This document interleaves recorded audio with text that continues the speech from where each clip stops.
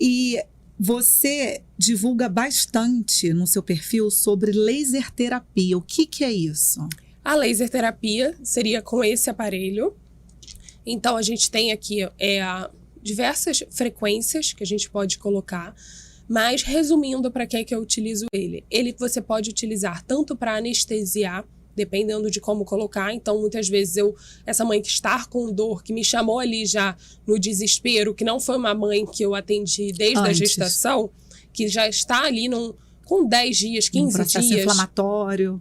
Exatamente, que o bico já está rachado, ferido. Então, eu consigo dar uma anestesiada para poder corrigir a pega e botar esse bebê para mamar. E depois da mamada, eu faço o laser no machucado para poder acelerar a cicatrização. Certo. Então, aquela cicatrização que muitas vezes, antigamente, levavam dias e dias. Aí tinha aquelas orientações de vai pro sol. O laser, ele resolve. Só que assim, ele resolve a machucado que tá ali. Então, a gente consegue tratar e acelerar a cicatrização. O que a gente precisa sempre lembrar é que ele não é milagre. A gente precisa tratar a causa. Então, quando a gente não... Muitas vezes me procura, você pode vir aqui me aplicar o laser? Não, eu não vou aplicar o laser, só se for dentro da minha consultoria. Porque nada adianta eu resolver aquele machucado se o bebê continua pegando errado, se tá com erro ali de posição, de pega ou de freio, do que for, porque ele vai machucar de novo. Então, o laser, ele vai ficar como consertando, exatamente, ali uma coisa que a gente não resolveu o problema. Então, mais importante do que o laser é sempre ter a consultoria para resolver a causa. E o laser, ele vai auxiliar nessa cicatrização e ele realmente tem resultados, assim, fantásticos. Consegue ensinar aqui pra gente a pega? A pega, ela é... Deixa eu pegar aqui meu neném. Certo. A pega, a gente precisa que esse bebê sempre esteja com a boquinha bem aberta. Então, a gente passa... A produção vai vir aqui para poder chegar bem pertinho, né? Ah, tá bom, então.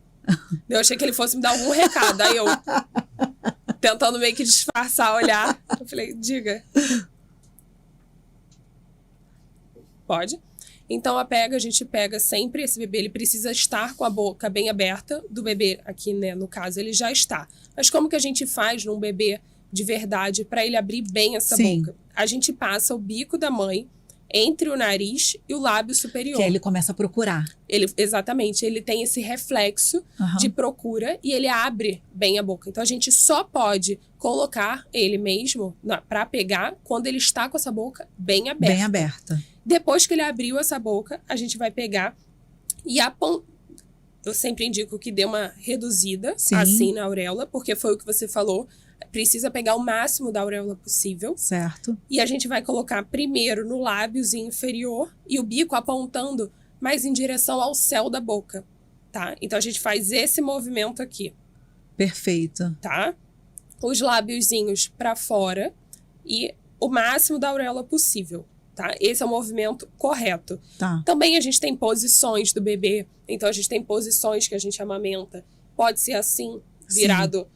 Sempre lembrar do corpinho virado para a mãe, que às vezes eu chego, o bebê tá assim, com a barriga para cima e o rosto virado para o lado. Então, é o corpo da criança também virado com o corpo da mãe. Exatamente, para a gente manter essa coluna o mais reto possível. É igual a gente. Se a gente fosse comer, a gente come com a postura reta, a gente não come assim.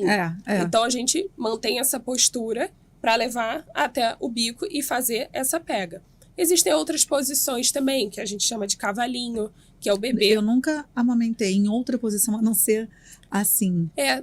Tem mães que preferem, é muito individual. Eu indico que teste. Sim, ótimo. E veja como que fica melhor.